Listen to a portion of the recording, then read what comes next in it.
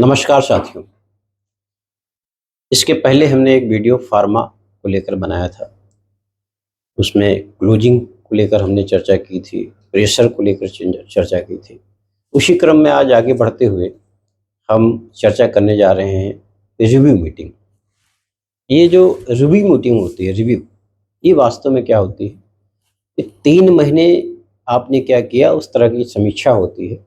और उस समीक्षा में हम ये जानते हैं, जैसा कि लोगों के द्वारा हमें पता चला, कि यहाँ पर जो भी एमआर जाता है उसमें ज़्यादातर लोग बेइज्जत होते हैं, मतलब अपमानित होते हैं, क्योंकि वो उन पर चर्चा करते हैं कि आपने ये नहीं किया, आपने ये नहीं किया, आपने ये नहीं किया, आपने ऐसे नहीं किया, आपने वैसे नहीं किया।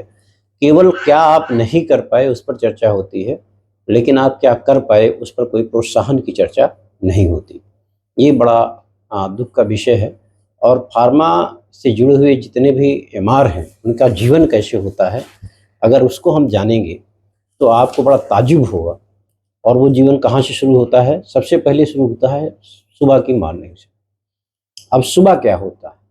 सुबह सबसे पहले आपकी ऑनलाइन मीटिंग शुरू हो जाती है, आपको फ़ोन आ जाता है और उस फ़ोन में और उस ऑनलाइन मीटिंग में ये तय किया जाता है कि आज आप कहाँ-कहाँ पर कॉल करेंगे और उस कॉल का पूरा डिटेल आपको भेजना है। आप भेजते हैं, कॉल की पूरी डिटेल भेजते हैं और सुबह आपकी मीटिंग शुरू हो जाती है। सुबह से आपका काम, हमको लगता है कि 24/7 आवर्स का ये एमआर का जो काम है वो शुरू होता है। ये कभी भी किसी भी क्षण ऐसा नहीं होता कि ऑन ड्यूटी ना हो। ये पूरे देश में जो एमआर की सर्विस है वो इस प्रकार की है। कहने को तो ये सर्विस है, लेकिन मेरा ये मानना है कि 24/7 आवर्स इनको काम करना पड़ता है। और मैंने जब व्यक्तिगत इसकी जानकारी की, इसमें ऐसा लगता है कि एक एमआर 14 घंटे केवल मोटरसाइकिल से सफ़र करता है। उसकी ज़िंदगी का 14 घंटे मोटरसाइकिल और अन्य चीज़ों पर बीतता है। आइए जानते हैं, जब सुबह ये कॉल की प्रक्रिया शुरू होती है, कॉल होती क्या है, ये कैसे-कैसे आगे बढ़ती है। तो जब ये सुबह आपने उनको प्लान दे दिया अपने मैनेजर को, जो भी आपके उच्च अधिकारी होते हैं, जिनको आप जो आपका रिव्यू करते रहते हैं प्रतिदिन, जो आपसे बातचीत करते रहते हैं, उनको आपको प्लान देना होता है। ये प्लान कहाँ रुकता है और कैसे ये चलता है, इसको देखें। कॉल का मतलब है कि दिन भर में लगभग 15 डॉक्टरों से आपको मिलना है और ये जो 15 डॉक्टर हैं, उनसे आपका क्या काम करना है कि 15 डॉक्टर से मिलने के लिए आपकी प्रक्रिया है कि अपनी दवा को अप्रूव्ड कराना और उनसे पर्चा लिखाना। बात ये है, यहीं से प्रारंभ होता है। और 15 डॉक्टरों से जब मिलने का आपको टारगेट मिलता है, तो कई बार डॉक्टर के असिस्टेंट जो कक्षा 8 फेल होते हैं, वो भी आपको मना कर देते हैं कि आज आपकी कॉल नहीं ली जाएगी। एक व्यक्ति जो पढ़ा लिखा व्यक्ति है, लेकिन चूँकि वो नौकरी से बाध्य है, तो ये हो गया। यहाँ पर जो कॉल होता है, कॉल के साथ-साथ कैसे ट्रैकिंग होती है, आपकी लोकेशन क्या है, जीपीआरएस। और कॉल में आपको डॉक्टर के चैम्बर के सामने जाकर उसकी सेल्फी खींचनी है। सुबह, दोपहर, शाम आपको सेल्फी लेनी है। आपने सेल्फी लिया, आपको ये भी अपलोड करना है। अभी आप एमआर का काम कर रहे हैं, एमआर के साथ-साथ आपको क्या-क्या काम करना पड़ता है, ये आप देखिए। अभी आप एमआर का काम किए, कॉल ले लिया आपने, चलिए ठीक है। सेल्फी आपने खींच ली, ये भी ठीक है। आपने जब दवा डॉक्टर को कन्विंस किया और रिकमेंड कराना है कि आपको ये दवा देनी है, मतलब किसी भी तरीके से, अगर आप मेरे प्रोडक्ट से संतुष्ट हैं तो हमारा ये प्रोडक्ट आपको कहाँ-कहाँ किस तरीके से फ़ायदा करता है। जितना भी आपका प्रेजेंटेशन है, उस प्रेजेंटेशन पर आप काम करते हैं। उस प्रेजेंटेशन के उपरांत क्या होता है? उस प्रेजेंटेशन के उपरांत सबसे पहला काम ये होता है कि अब जब आपके डॉक्टर ने आपका पर्चा रिकमेंड कर दिया और पर्चा लिख दिया, चलिए ठीक है, तो वो दवा कहाँ मिलेगी? अब वो दवा के लिए आप मेडिकल स्टोर जाते हैं कि भाई मेरी दवा रखिए। मेडिकल स्टोर के लिए उस दवा को रखाने के लिए अब आप स्टॉकिस्ट के पास जाते हैं। स्टॉकिस्ट का एक सीधा-सा सवाल है कि यार, जिस मेडिकल स्टोर को आप लेकर आए उसको तो मैं दवा नहीं, आपके पास टारगेट का प्रेशर है कि हमें टारगेट पूरा करना है।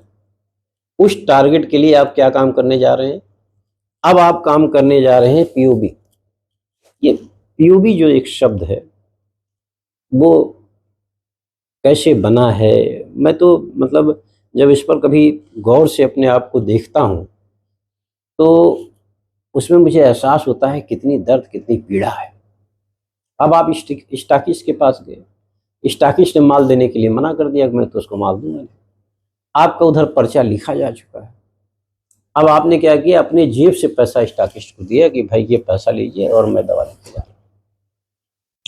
दवा लेकर जब आप मेडिकल स्टोर पर जाते हैं तो मेडिकल स्टोर वाला भी बड़ा होशियार,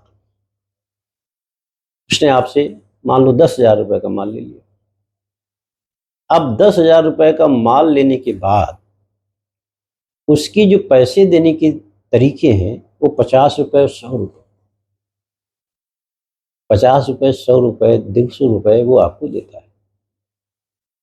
ये क्रम आपका चल रहा है। यहां पर आप क्या हुआ, आप एक चक्रव्यूह में फंसते चले जा रहे हैं। मतलब नौकरी के लिए एक चक्रव्यूह की रचना की गई है। अब यहां पर आप कलेक्शन एजेंट बन गए। पहली बात तो माल ढोने वाले एक बन गए कि आपको माल लाद के ले जाना है, थे ये मार, है ना, माल को लाद के भी ले जा रहे हैं, मेडिकल स्टोर को दे रहे हैं, मेडिकल स्टोर से कलेक्शन कर रहे हैं, वो भी कैसे, 100 रुपए, 200 रुपए, पैसा आपने जेब से लगाया। और इस तरीके से अगर आप काल करते हैं 2-3-4 पूरे महीने में 2-3-4 मेडिकल स्टोर भी आपने ऐसे ऐसे पकड़ लिए और आपसे ऐसे काम मेडिकल स्टोर वालों ने लिया, तो क्या स्थिति बनती है?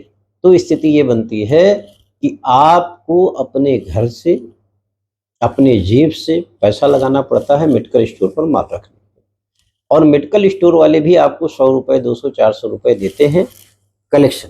अब आप कलेक्शन एजेंट बन गए, मेडिकल स्टोर से ले आ रहे हैं, आपके जेब का पैसा फंसा है और पता चला कि 5-5 हजार रुपए आपने कलेक्शन किया और 10-10 हजार रुपए का माल आपने दे रखा है। तो उसी समय वो ऑर्डर दे देता है, भैया इतना माल ले आइए। डॉक्टर से रिकमेंड कराया, धीरे धीरे दवा चली, फिर 5-5 हजार रुपए लोगों ने आपका रोक लिया, ने 15 हजार रुपए उन्होंने रोक लिया और नए आपको उसने ऑर्डर ले लिया। ये नया ऑर्डर हो गया। अब इस नए ऑर्डर की भी आपको पूर्ति करनी है। इसका मतलब कि एक पैसा आपका स्वयं का जो मेडिकल स्टोर पर आपने दवा दे रखी है वो फंस चुका है, और अब आप अपने पैसे निकालने के लिए निरंतर उनकी मांगों को पूरा करने की ओर बढ़ जाते हैं। बात ये हो गई। दूसरा ये है कि जब आप शाम को घर पहुंचते हो, उस टारगेट का प्रेशर है, इस महीने में हमें इस टारगेट को पूरा करना है, ये प्रेशर है। शाम पहुंचे नहीं कि मैनेजर का कॉल आ गया, और मैनेजर का फोन आने के साथ साथ उसने नेक्स्ट डे के लिए आप क्या करेंगे उसका प्लान आपसे मांग लिया, और आप उस प्लान को उसको भेजने के लिए विवश हो जाते हैं। यहां पर आपके जीवन से क्या क्या चीजें चुरा ली जा रही है। देखने वाली बात और समझने वाली ये बात है कि जो हमारे यमार बंधु हैं उनसे क्या क्या छीना जा रहा है। आप देखिए कि आप पर हमेशा प्रेशर ये बना हुआ है कि आपको टारगेट पूरा करना है, और उस टारगेट को पूरा करने के लिए आप 24 घंटे काम कर रहे हैं। अभी क्या थे, एक एमआर थे, एजेंट बन चुके, कलेक्शन एजेंट बन गए, माल को पहुंचाने वाला बना दिया गया, और साथ में सैलरी होल्ड का एक प्रेशर और बना हुआ है कि भाई अगर कहीं 30 दिन में ये काम नहीं पूरा हुआ तो सैलरी होल्ड भी हो सकती है। ये सिलसिला जारी है। इसी क्रम में अगर आपने कहीं मैनेजर से 2 दिन की छुट्टी मांग ली तो समझ लो उसकी नानी मर गई। अब मैनेजर से 2 दिन की आपने छुट्टी मांग ली तो मैनेजर की नानी मर गई। यहां आप देखिए एक बात कि एसी चैम्बर में बैठकर एनएसएम, एसएम, डीजीएम ये सारा रूटीन सेट करते हैं, टारगेट सेट करते हैं, सब कुछ सेट करते हैं। आप अगर समीक्षा कीजिए तो कितनी बार ये एमआर के पास साथ स्टॉकिस्ट पर गए होंगे, ये जो एमआर बंधु हैं वही बता सकते हैं। ये उन्हीं को पता होगा कि कितना सहयोग इनका आपको फील्ड पर मिलता है और कितना आपसे फील्ड पर काम लिया जाता है। अब मेरे दिमाग में जो बात आती है और जो मैं इसका एनालिसिस करता हूं एक व्यक्ति के व्यक्तित्व के बारे में, एक तो उसका पैसा फंसा है, टारगेट का प्रेशर है, शाम को घर वापस आ रहा है, उसकी अपेक्षा के अनुरूप वो ठुकराया जा रहा है। कई बार ऐसे असिस्टेंट जो कक्षा 8 पास हैं डॉक्टर के, वो कहते हैं कॉल डॉक्टर नहीं लेंगे, वहीं से आपको लौटा दिया, मना कर दिया।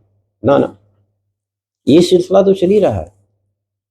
इस सिलसिले के साथ साथ सुबह शाम दोपहर जो आपकी सेल्फी है वो भी चल रही है। जो आपको लक्ष्य मिला है वो लक्ष्य आपका पीछे रह जा रहा है, और उस लक्ष्य के पीछे के लिए प्रतिदिन मेल आ रहा है कि आपने अभी ये नहीं किया, अभी आपने ये नहीं किया, अभी आपने ये नहीं किया, और सैलरी होल्ड का खतरा भी बना हुआ है। ऐसे में जब आप घर वापस जाते हैं तो परिवार पर आपका बिहेवियर, क्योंकि इंसान कहाँ है, इंसान मार्केट में कुंठित है, मार्केट में उसकी अपेक्षा के अनुसार काम नहीं हो रहा है, और जब वो घर वापस गया तो उसके भीतर एक गुस्सा है, किसके प्रति, उस दिनचर्या के, और वो गुस्सा उतरेगा कहाँ, परिवार, पत्नी पर, बच्चों पर।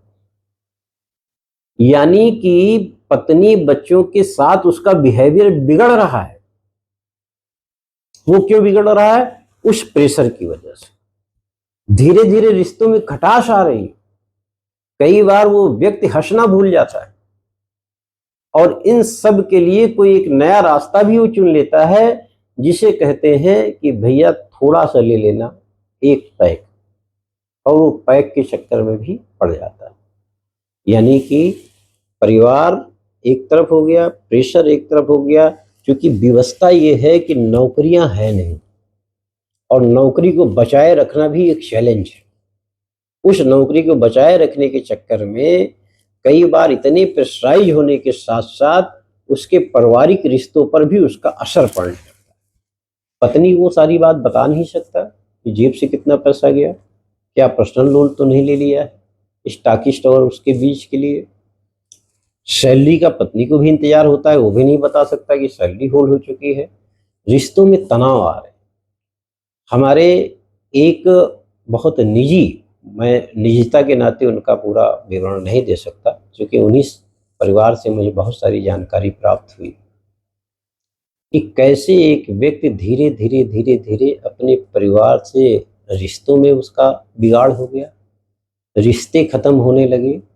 प्रेशर की वजह से वो इस तरीके की जो संभावनाएं हैं, जिसमें जीवन यापन की संभावनाएं छिपी है, उस संभावनाओं में वो लगातार काम करने के बाद भी अपेक्षाकृत रिजल्ट नहीं पा रहा, और इस नाते उसके स्वभाव में चिड़चिड़ापन भी आ रहा है। और इस चिड़चिड़ापन को दूर करने के लिए कुछ नशा हो गया, कुछ स्मोकिंग हो गई, उस तरफ उसका रुझान बढ़ता जाता है, और परिवार धीरे धीरे परिवार से उसका तालमेल भी बिगड़ने लगता है। मेरा कहने का तात्पर्य यह नहीं कि एमआर की नौकरी इतनी बुरी है, किंतु एमआर की नौकरी का जो चार्ट बनाया गया है, वो चार्ट जिस तरीके से आपको रोबोट बनाने की ओर चला जाता है, वो बहुत चिंता का विषय है। उस चिंता के विषय के लिए हम लगातार एक काम कर रहे हैं, और उस काम में आप सबकी पीड़ा और दर्द जो है वो मैं बयां कर रहा हूँ। मेरी कोशिश है कि कोई इस प्लेटफॉर्म का कोई एक ऐसा निश्चित आधार बने जहाँ पर एमआर को भी सुकून हो, और उस सुकून के साथ काम कर सके, सैलरी को लेकर भय ना हो। कैसे आप जब जॉब छोड़ने जाते हैं उस पर कौन सी प्रक्रिया होती है, ये एनओसी क्या होता है, ये टारगेट एडजस्टमेंट क्या होता है ना, इन सारी चीज़ों पर हमारी निरंतर आपसे चर्चा होती रहेगी। लेकिन मेरा ये वादा है आपसे कि मेरी कोशिश होगी कि कोई एक निश्चित रूट मैप बने, जिसमें आप सबके जीवन पर कोई इस तरीके का जो दुष्प्रभाव पड़ रहा है उससे भी आप बाहर निकल सकें। और साथ साथ ये जो फार्मा कंपनियों का एक कहते हैं कि कारपोरेट स्लैब है, अब आपको क्या क्या आपको पता चला कि उन्होंने इंसेंटिव दे दिया।